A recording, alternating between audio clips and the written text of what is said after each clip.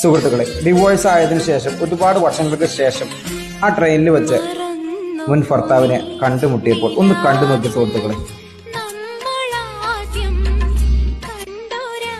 ഈ ആഗ്രഹിക്കുന്നവർക്ക് കിട്ടാത്തതും കിട്ടുന്നവർക്ക് ഒരു വിലയില്ലാത്തതുമായ ഒരു സാധനമാണ് സ്നേഹം എന്ന് പറഞ്ഞിട്ടുണ്ടെങ്കിൽ അത് ഒരു വീഡിയോ കണ്ടാൽ തന്നെ മനസ്സിലാവും കേട്ടോ.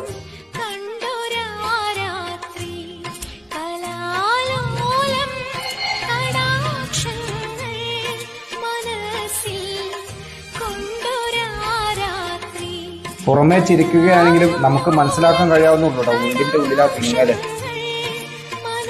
അത്രമേൽ ആഴത്തിൽ അവനെ സ്നേഹിച്ചിട്ടുണ്ടാവും. അതാണ് ഇപ്പോഴും മറക്കാൻ പറ്റാത്തത്.